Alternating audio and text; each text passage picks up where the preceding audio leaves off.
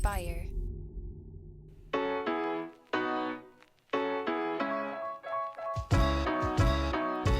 Welcome back to Starting Now. I'm your host, Jeff Sarris. This is the show where I talk to entrepreneurs and creators to reveal their unexpected paths to where they are today. And today my guest is Danny Miranda. Danny is the host of the Danny Miranda podcast, which is a phenomenal show, and I highly recommend you check it out. But he has, in the last 6 months, built something amazing, and he's had some awesome guests. He has done the work to hone the craft of podcasting. Like I hope to one day, I aspire to one day be better at the craft of the interview and be able to not compete in a negative way, but be up to the level that I think he is in his interview skill set. And this is a great conversation. Danny is an awesome guy, and I think you're really going to like him. So without further ado, my conversation with Danny Miranda. I believed in my heart, if I just put my heart into a project, if I put my soul into something, good things would happen. I had no idea I could never have predicted what's happened, but I'm just on the ride. I'm just surfing the wave and excited for it, you know? Absolutely. So before we start, I actually wanted to I want to ask you one question, because in looking through, doing my research, LinkedIn isn't something you use, I use, but we had a mutual that surprised me. Does James Chartrand or Men with Pens ring a bell? Oh my God, this is a crazy story. Okay. So when I was 15 years old, I had a Knicks blog, and it was called Knicks Vision, and I wanted my site to be redesigned. And I hired James Chartrand at the time and convinced my parents to shell out $1,000 or $2,000 for a site design or redesign. And it was just I didn't realize that it was a man or a woman, and that she was under a pen name and all this cool stuff. She did a great job. But yeah, that was way back in 2010. How do you know, James? I 99% sure I built that site because Dave and my business partner were 2/3 of Men with Pens. What the fuck? Isn't that crazy?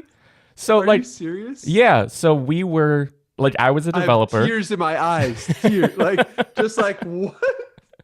Yeah, it's just such a small word. So I saw the name, and she hasn't been doing stuff in a while. So I was like, it has to be from that time period. And knowing that you were blogging and starting around that time, it was 2010 when I started developing all the sites for Men with Pens. So I don't remember that one specifically because we literally did over 100 in 1 year, which was insane. But yeah, that's just crazy. It's so absurd. I have that. I have it through, what's that web archive? Where you could see the old websites. Yeah, I'll pull it up for you, see if it rings any bells or anything. Yeah, for sure. That. Yeah, I'll have to look back and see. But yeah, that's just wild because I saw you've talked to Brian Clark, and you had Joel Runyon and all these people that are just I'm friends with and in the same circle. So I'm wondering, we have a lot more overlap than I think I realized. 100%. That's crazy. And so when did you start doing stuff online? So since forever? It was, so I've been doing things this isn't your show, this is mine, but real quick.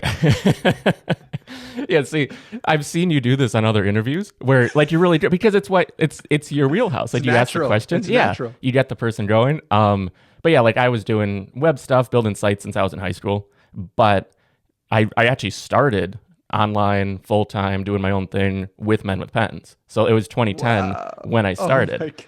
So yeah, it's just... That's how you got your start. That's how I kind of got my start too. That's absurd. Yeah, it's really wild. And then we've worked with Brian at Copyblogger a ton, doing a bunch of things. And we're I don't know, part of that family for all these years. So it's, just a lot of overlap. So it's fun. Wow. So cool. So cool. And chills, gives me chills. That's what you're supposed to be doing in this moment. It's how I feel right now. That our connection comes full circle. Absolutely. So cool, man. So I want to start somewhere that at 8 years old, what is an 8-year-old Danny Miranda writing about in the Sunny Times? So I don't know where I got this idea from to start a newsletter to take down the New York Times, but it just popped into my head one day. And I was writing about sports and current events, and my grandmother, God bless her, would go around and start selling, the Sunny Times to her friends, because none of my friends had $10 to spare for a newsletter, or $5. I'm not sure how much it cost, but it was a foreshadowing of what was to come in a lot of ways. Definitely. And it's just so amazing to me just to think, because at 8 years old, you're young. I mean, but you had this drive. I know at 12 you started a time management blog, and that was like, it's just like you've been on this trajectory. This is where, just like you just said, this is where you were destined to be. Mm-hmm. And on the show, I like to talk about origin stories. So I kind of want to start just before we dive in, who's Danny Miranda today, just right now? Just a little brief overview, and we'll dive into that in a little bit more so. Yeah. Danny Miranda today is a creator, a person who is trying to exude and live a life of discipline, happiness, love, and trying to pursue the greatest version of himself while inspiring other people to do the same. And that sounds like something scripted, but I guarantee you it's from the bottom of my heart, and it's something I try to live every day. Yeah, and it comes through. Like, you can see it. Like, your smile, you exude energy and happiness, and it's something that really, it shines through. So I want to start then, because you've talked about Danny 2.0. Who is Danny 1.0? So it's sort of that origin story, and who were you before you've become the current you? Yeah, Danny 1.0 was somebody who was addicted to gambling, who drank probably 3 or 4 times a week, who didn't care about setting goals or doing anything to help himself, but just wanted the best for himself. He was so focused and oriented around himself, and not at all focused on another person or trying to help anyone else feel better. But much more ego driven and full of just not wanting to help anybody, but wanting to just live on his terms and just for himself. Yeah. So then what was the catalyst to shift over? Because we don't always see that, we don't see that in ourselves always when it's happening, when we're in the midst of it. Yeah. So I would say that it started with starting to take my body seriously. And this was around 4 years ago. I hired Mike Vacanti, who's a great personal trainer, online fitness coach.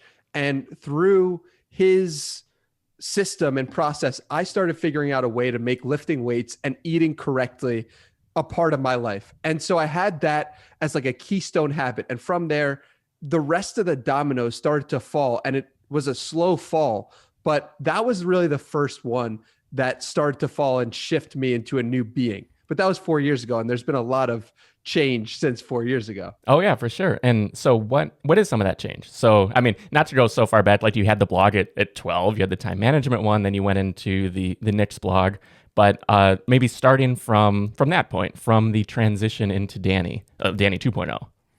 Yeah. So it started with getting my physical right and getting my body right. And from that, I got more energy and felt better about life. But it then turned to, a year later, after I graduated college, I then wanted to get money and figure out how do I make money. And so that was part of the journey as well. After that, after I'd gotten the money aspect under control, the next stage of it was, how can I get my mind right? How can I connect to my soul? How can I connect to who I am? So that was building mental toughness and discipline and going inward with meditation. And these are all things that were very difficult for me at the beginning of when I started. But by the time I had been doing them for 3 months, it was like they were become a part of me. So it was a slow journey. And it wasn't like I woke up one night or one day, just this person, but it was the positive habits building and building and building to 4 years later, you see someone who's full of energy and full of life. Yeah. Would you say that you were energetic then, or is this really such a stark contrast? Yeah, I would say that I was energetic in some capacity, in some situations. I was energetic around my friends when I really liked to hang out with my friends and drink with them. I was energetic when I was placing a bet, But the thing is, I was drawing energy from the wrong sources, right? Like other people and something outside of myself, and negative habits, I like to call them, instead of positive habits like meditation and working out. Mm-hmm. So then in 2020, it seems like when Danny 2.0 really sort of hit the scene and started taking off. So what was the immediate precursor? Because you did some with e-commerce and things. I don't have too much knowledge in the e-commerce space of what you were working on, but I'd love to dive into that and then just move forward to 2020. Yeah, so e-commerce was 2018 to 2019. Gotcha. And it was, drop shipping and marketing and learning about that type of stuff. And it started in 2018 with just trying to get out of college and figuring out how I was going to make money on my own. And so I did that for, I would say, 1.5 years around. And it was really cool because I met some great people, some of which I've talked to on the podcast and stayed connected with. And that was a really important part because it helped me move out of my parents' house. It helped me just be on my own, and it helped me make money for the first time. After that, that was until 2019. And then after that, I just have been going in a completely different direction in terms of mental toughness, in terms of meditation. But we could go wherever direction you want to go. Oh yeah, for sure. I kind of want to, what is that shift then? So the 2020, the mental toughness in doing this, it wasn't a business shift. It's a personal shift. So I'd sort of like to, dive into that a little bit, because I really loved, you mentioned how you had written, I forgot what you called it, but you wrote down that Danny 2.0 was like coming or something. And then there was talk a little bit about that and like the story with your parents. Yes, that was incredible. So one of the things I started to do in 2019 was I started to create a mentality folder. And what this is just the type of person that I want to be, and the vision that I have, and the type of actions that I do, and the type of person I am. And I would read this every day for 6 months, right? And I would see changes, and I would be becoming a different person. And the title of the folder was called Danny 2.0. And so my parents didn't know that, but when I was doing and reading this folder every day, it was something in me was shifting. And outside of me in 2020, my parents noticed 6 months after I'd been reading this folder for 6 months, my parents started to call me Danny 2.0 with no knowledge of the folder. And I just sat there for a second. I was like, what is going on in this world? I'm just reading this folder, Danny 2.0, and I have changed so much to the point that my parents are now calling me something else, like Danny 2.0, that exact statement. It was just a mind-blowing moment, and just a moment that made me realize that, one, I had changed, and two, the universe works in a way that I don't think I really have an understanding of. Yeah. It's all very interconnected. So then, applying that to 2020, you started with maybe the first things, was that the blogging that you were really diving in and giving yourself the challenge of, like, blogging? I know you did like the fitness stuff sort of side by side. Yeah. So when quarantine happened in 2020, I said to myself, okay, first of all, I was going to be a personal trainer. I had this job set up to be a personal trainer starting in February, and then the gyms shut down, and I think we're going to enter into a recession of some sort. So I was like, listen, no one's going to hire a personal trainer for years. So let me figure out a different route. What was I doing as a child? What was I doing when I was the most happy? For me, that was the sunny times. For me, that was when I was writing my time management blog and Nick's blog. And so that was what I went to. So I went, okay, let me see if I can do that now. And so I started DannyMiranda.com. And I said to myself, I'm going to write 2 posts a week for a year and see what happens. And that year, we're now at a year from that point, which is crazy. So that was my first mission of like 2 posts a week. And from there, it turned into a podcast. It turned into meeting and connecting with amazing people. And it was that initial step of like, okay, quarantine can either make you or break you. And so let this be the time when you rise like a phoenix. Yeah. And I tell people a lot that action yields opportunity, because like we can dream all we want, like think about, oh, one day hopefully we can do this, but until we start, the reason I named this podcast Starting Now is I've planned on doing it for years, and I tell people to just start, and I wasn't taking my own advice, so I was like, that's a problem. So I'm just going to start now. Whatever happens, we'll see how it goes. So I love that. Just hit the ground running, give yourself a metric, something that you want to hit, and then you're accountable. And you do a lot with accountability partners too, right? Yeah, absolutely. And accountability changed my life, starting with 75 Hard. When I was doing this program, and briefly break it down for those who aren't familiar, 75 Hard is a 75-day program where you, for 75 days, you drink a gallon of water a day, you take a progress picture, you do 2 workouts. One of them has to be outside. You follow a diet of some sort with no alcohol involved and no cheat meals of any kind. And you read 10 pages of a self-help or nonfiction book. And you have to do that for 75 days. And so I started this program on day 1. And I was like, I texted my friend Tej and I said, hey, Tej, this is the program I'm doing. And he's like, I want to do that too. Let's text each other at the end of each day and see, like, so we could track our progress together. And I was like, okay, great. So we did that. And that changed my life. The accountability aspect of it changed my life, because I didn't want to do the program some days, but I didn't want to let Tej down more than I didn't want to do it. So then I realized, like, oh, there's something to this accountability. And ever since, I use the people who follow me as accountability partners, in the sense of, like, right now I'm trying to wake up at 6 a.m. every day for 30 days. And so I'll tweet out, this is my challenge. Shame me if I don't complete it. And so when I complete the day, I then update and tell people this is what I've done. So that's a quick way that I've used that in present day as well.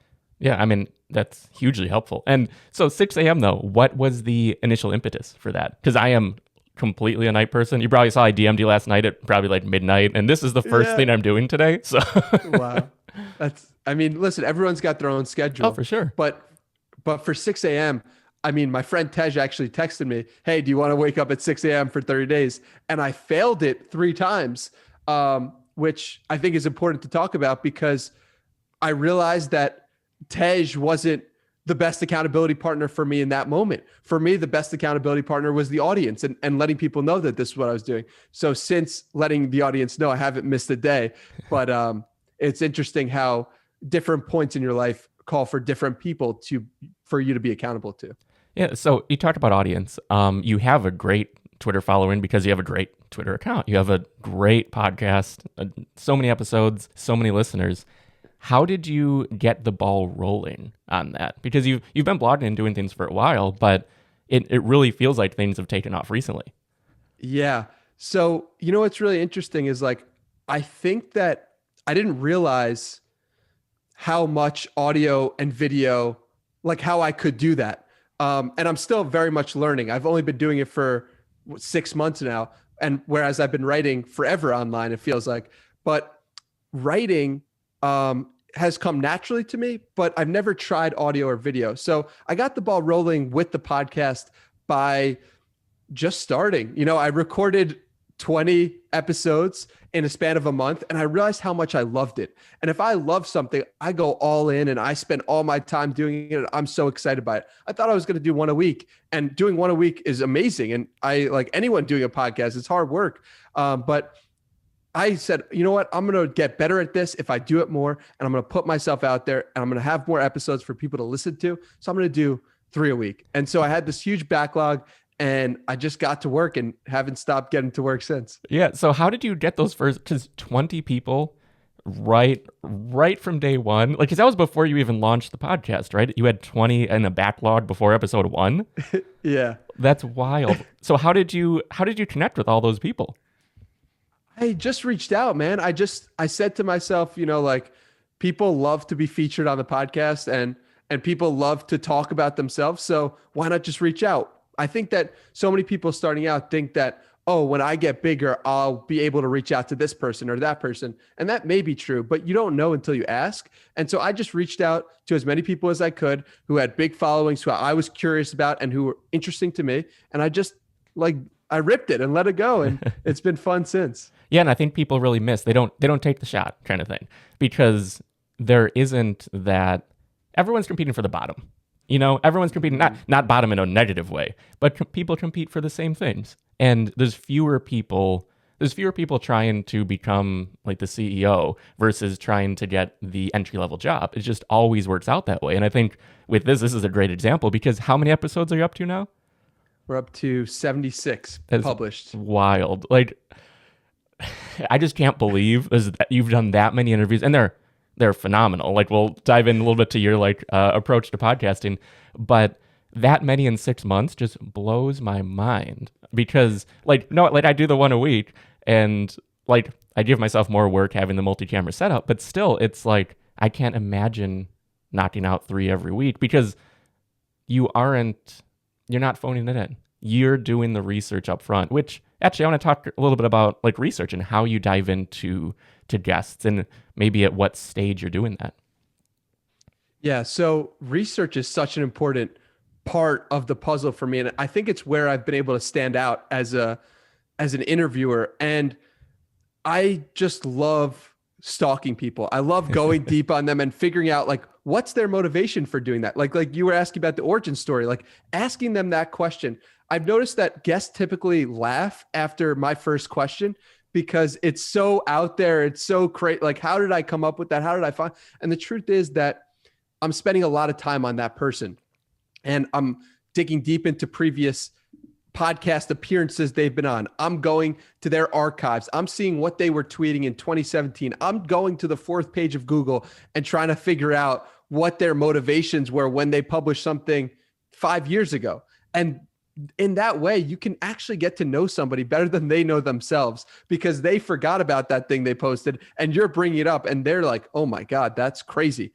So my approach is just to stalk someone, use the Twitter tool of like the advanced search and sort by favorites, go to the 4th page of Google. One thing that I'm going to start doing that someone recently suggested to me is ask somebody who is friends with the person for a long time or knows the person really well, what's something that they're not typically asked or most people wouldn't know. That's a great idea. That's something that I'm going to start playing around with. And I suggest you do the same if it interests you.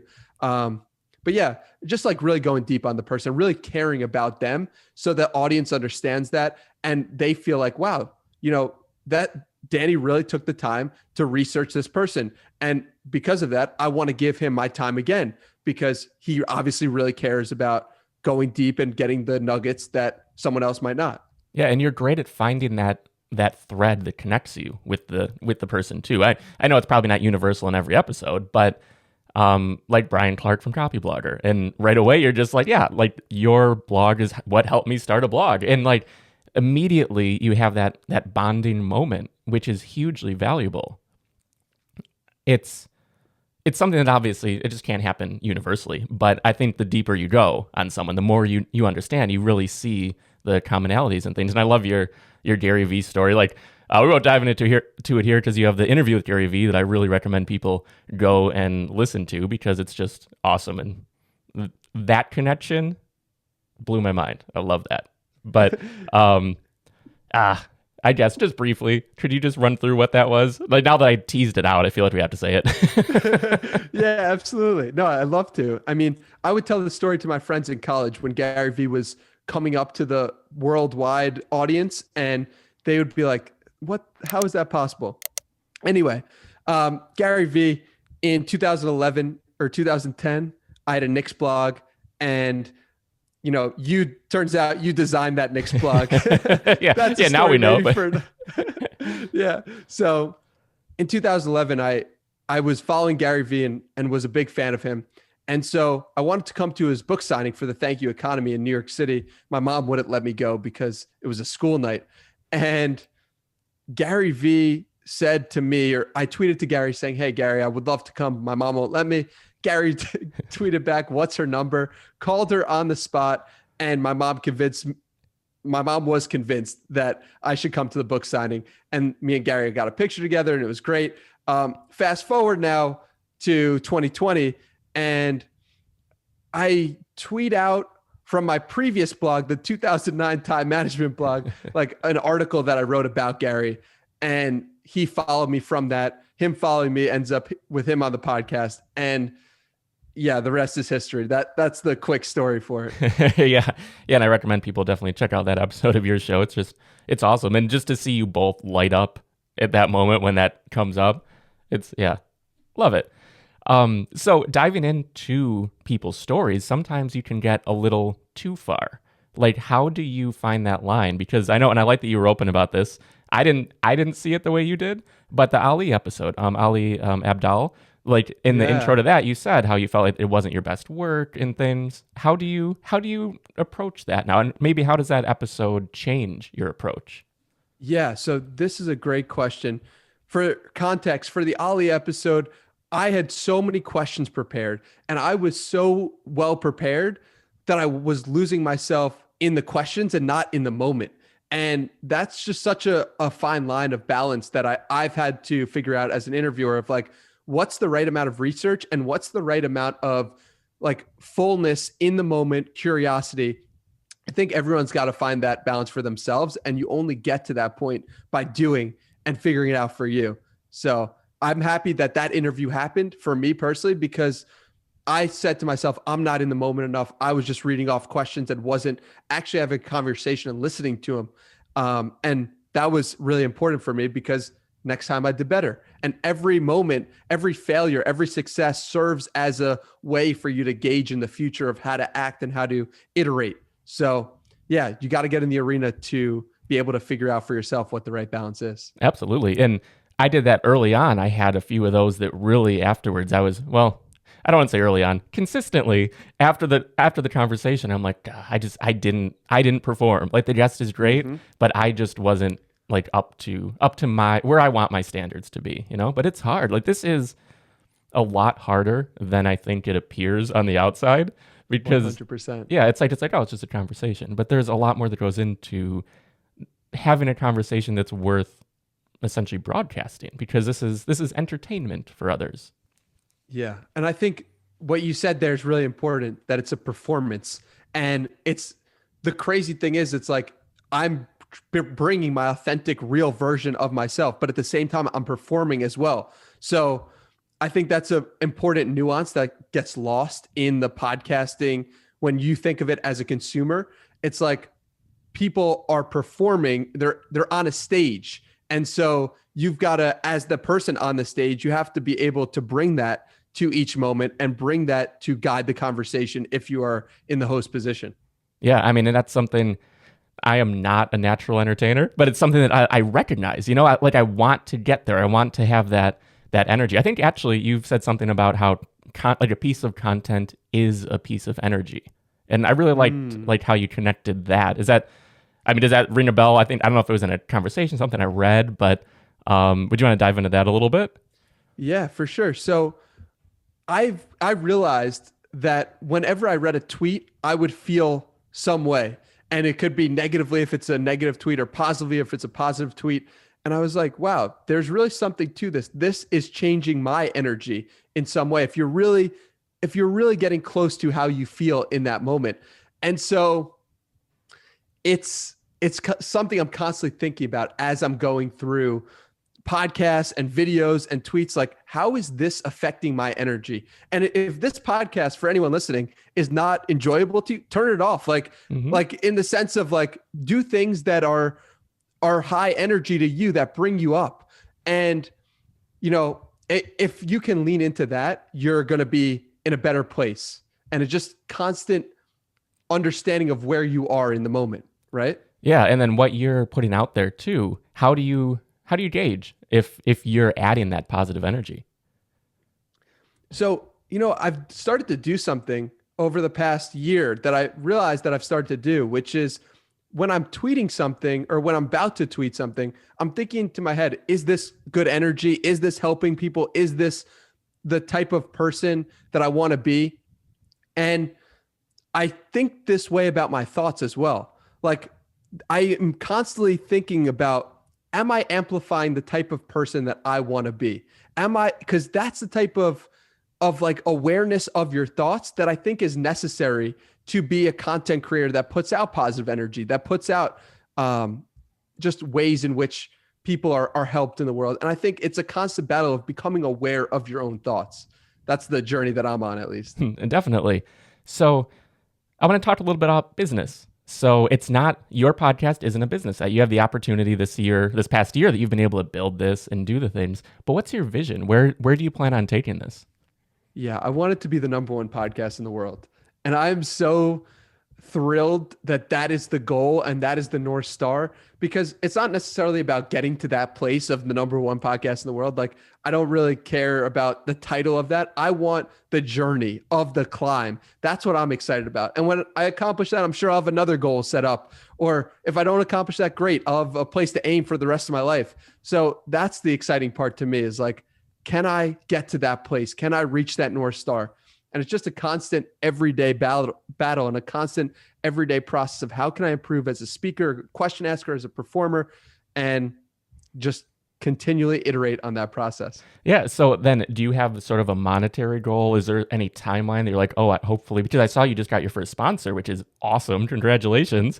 And then do you have any sort of other like revenue-based goals or things in terms of entrepreneurship? I really don't. I just want to get better at the craft and get better at interviewing and get better as a podcast host. And I think everything else will take care of itself if I do that at a high enough level. That's kind of how I'm approaching it. No, absolutely. I mean, that is so rare. Like, because people, like, so many times it's like, oh, I'm doing this for just what you said. I know you mean. That's the difference. Like, people say what you said, but they don't mean it. They're like, oh, I'm building this and then money will come and I'll be like famous and I'll be this and that. But it shines through in everything that you do, that you are genuinely trying to build something great. And that's why I wanted to talk to you too, because it's noticeably different. I can't even pinpoint how. Like, I don't know how we can see it. Like, we can see it and hear it and understand it from you, where like others, yeah, it's not always the case. I think, this was what I realized when I was writing, but the writing that I was doing wasn't getting the reception that I felt it should have. And then I would hop on the phone with people and they'd say, whoa, your energy is different. There's something different about you. And for me, it's just who I am. And it's just what I'm, like, this is what you'd get if you were having a phone call with me. And so it was like a moment of like, maybe I'm not in the right medium for me at this current stage in my life. Like, I know I want to write a book someday. I know I want to do these things, but maybe writing isn't how I can best express myself. Maybe it's through video. Maybe people can understand better if they hear my voice. And so that's the constant battle and iteration and the constant just like process of, okay, am I doing what's right for my current medium in my current state, in my current position? So yeah, and I appreciate the kind words. Are you 25, 26 now? I know you were like still 25. 25, yeah. Yeah, you are so beyond your years. It's amazing to me. So like, I just kudos for everything that you've done and you're doing, because this is the thing, like you said, you're building this. Everything's it's gonna work out. It's just like, that's how I've always felt that way. That when people would be negative, I'd just be like, no, it always works out. Like, it's all perspective, because everything will get to a better place if we're sticking with it. And who you are and what you do, like, I immediately have like been paying attention and watching. I'm like, oh, I want to help this guy like make a bunch of money and do all these things. And I could guarantee a large percentage of the people you've talked to on your podcast are thinking the exact same thing, because it is just different and it comes through. So yeah, I mean, not to just keep praising you for the whole episode. We'll dive into more things, but yeah, I really appreciate how you're doing things. So just to change it up a little bit, diet and exercise and things are really huge. What's your approach to, and this is a complete left turn, but like, I came up in the paleo space. We had a blog called Paleo Porn and doing all these things that was really like, that's a huge part of me, but it's not really visible in this like entrepreneurial space anymore. But yeah, I'm just curious, like, what's your approach to like health and wellness? I like to follow a couple of different rules. One is like, if my great grandparents didn't eat it, then I won't. And the other is just like keep it simple and keep it boring. So for example, I eat probably 70% of my meals for lunch is like ground turkey and white rice, and that's it. And it's simple, it's easy, and it is good for me, high in protein, and just makes me feel good and high energy. Then my second meal will be like chicken and sweet potatoes, or a steak and sweet potatoes. So it's like I'm not eating that many foods, but I'm keeping it simple, I'm keeping it easy. I'm just like following the same process. I don't have to think about it because I'm just doing the same thing over and over again. And it's really helpful for me to get in the nutrients that I need to feed me, to make me feel good. And also in there, I'll obviously have fruit for breakfast, and I'll have, vegetables with that sometimes. So very like, good balanced diet, real foods, makes me feel good, makes me full of energy, and makes me happy. Yeah, and it probably keeps away that 2 p.m. crash, that brain fog that really comes from like the standard American diet, you know?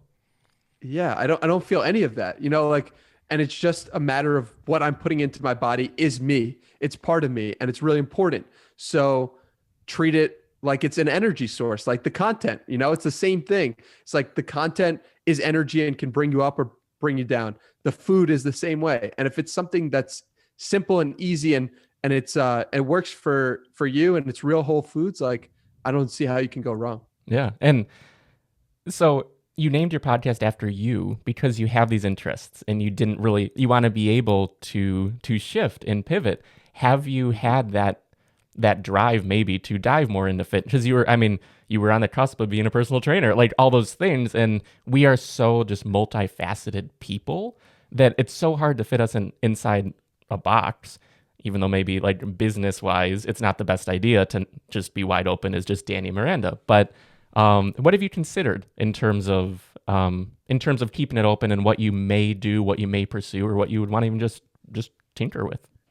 Yeah. So I was just talking to someone about how I would, love to talk in the future about starting a family or bringing on experts, people like that, but that's not something that I'm interested in this moment. Mm-hmm. And if I named the podcast, something about like personal fitness or something like that, then I wouldn't be able to necessarily bring on those guests. But because I named it after myself, it gave me the flexibility to just follow my own curiosity and follow my own interests, which in the short term will probably lead to less growth, but in the long term, it will be truer to myself. Yeah, I mean, the growth's definitely been there, so it's been working. I mean, what's something that maybe is on your mind right now? Something different, like NFTs. I feel like you're someone who can talk about anything, so I'm a little curious to like just pull little threads and see what happens.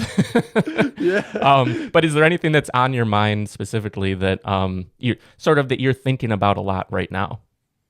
NFTs are really interesting to me, and I don't know anything about them, and I'm certainly not qualified to speak on them in any capacity as an expert or as somebody who's done anything. I haven't bought an NFT, but it's really interesting to me. And especially when Gary Vaynerchuk talks about how bullish he is and comparing it to Web 2.0 or the internet, like these things, and to think that we're on the cutting edge of that is really exciting to me. Another thing that I'm really thinking about is the future and AI.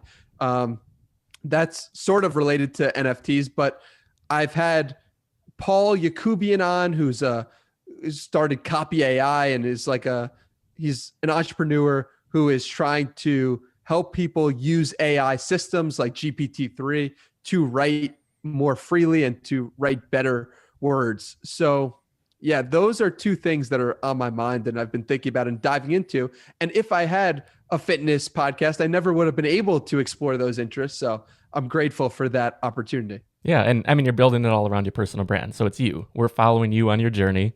Like I have some friends and like people who I've worked with through the years who've wanted to start something, but they wanted that perfect thing. And I know I already mentioned it, but it was like the impetus for starting now was no, we just start. Whatever happens, like if people are on the Danny train, like people are following you. When you pivot, you'll lose some. That's how it goes. But you're going to gain more and keep your diehard fans along the way. Have you considered like a Patreon or anything?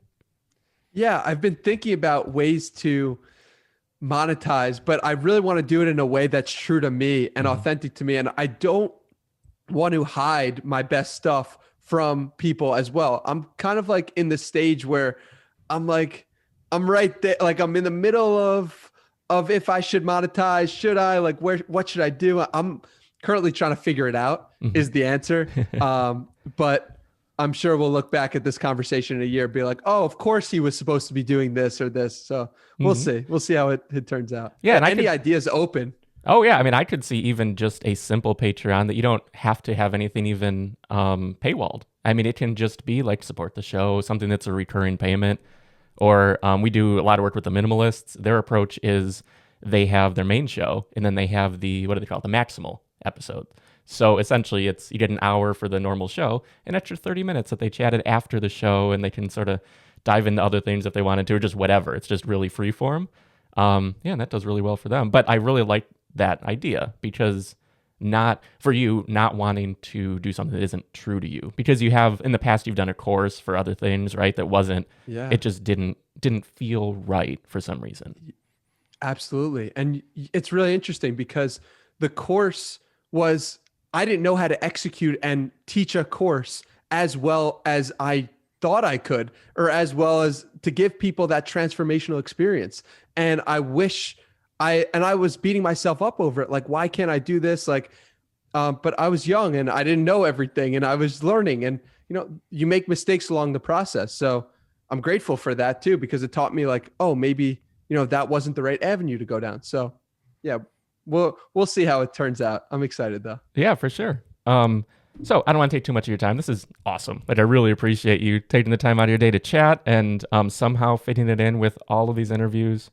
Actually, before we wrap, what does your day look like? How are you able to record all these interviews, edit, post? I think you said you want to do 1,000 YouTube videos this year. How do you find the time? I mean, I was just reading something Naval said, which was like, if it's important enough to you, you'll find a way, right? And it is so important to me to get myself out there, get my message out. I think it's such an important message, and I embody it and truly live it on a day-to-day. But how it looks is like, right now I'm waking up at 6 a.m. I immediately do a 1-hour meditation session, which is just sitting there with my thoughts, letting them go through me. And after that, I'm attacking the most important thing of the day. Is that writing some days? Is that editing a podcast some days? Is that recording or editing videos some days? Like, it changes on the day. After 12, normally I'll eat around 12, and then 1 to 7, I'll have podcasts and talking to people, and that's what this is. And then you go to sleep around 9 or 10 and do it again all the next day. It's really just a never-ending train, and it's so much fun.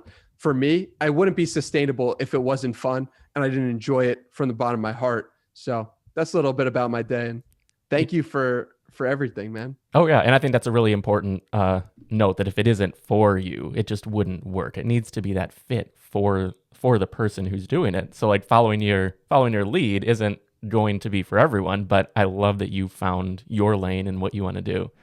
So that's awesome. So where should we send people to check out everything Danny Miranda? Yeah, the Danny Miranda podcast is probably the best place. I mean, you'll hear more of this and more questions of me on the other end of me talking like Jeff. And then, hey, Danny Miranda on Twitter. And I'd love your feedback or thoughts about this episode. You could send me a message directly. Let me know what you think. If I'm crazy, if I'm out of my mind, if anything I said resonated with you, I would love to hear, and I'd love to hear from you. Thank you, Jeff, for having me. Oh, yeah. Thanks for being on the show. And I love that closing. Like, as I've listened, I'm like, I should put the same thing out there. I just really like, because you do it on your show too, where you're like, just tweet at me, DM, whatever. And yeah, I really like that, because that just adds another layer. I mean, you are accessible. You have DMs open. You're there. So yeah. I want people to reach out. I want to talk to people. I mean, I see this getting to a huge point when, Gary Vaynerchuk can't talk to every single person. I don't know if I'm going to end up being like Gary Vaynerchuk, but I want to really appreciate this moment of like, wow, I'm accessible. I can talk to people. I want to just continue doing that as long as I can. Yeah, so. Definitely. Well, I'm excited to follow along on your journey. And if you ever need a hand with anything, like, we're always here. We've been in this game for a bit, but obviously you have a crazy network now of people who I'm sure are more than happy to help. So yeah, excited to see you succeed. I'm grateful for all the support from the bottom of my heart, man. I really appreciate you inviting me on and just to see your podcast and see what it's done and see I love the interviews. They're so professional. It blows my mind. I'm like, oh my God, how could this guy like do this with the cuts and here and there? I'm like, that's incredible. So I'm blown away by you. I'm grateful to be on your show. And thank you for thinking of me. I want to thank Danny for joining me on this episode. Definitely be sure to check out his podcast, the Danny Miranda podcast. It is excellent. And he has recorded and released so many episodes already. It blows my mind. I think I'm on, this is around 30 or so, and he's already approaching 80 in much less time. It's such a great show. Definitely check it out.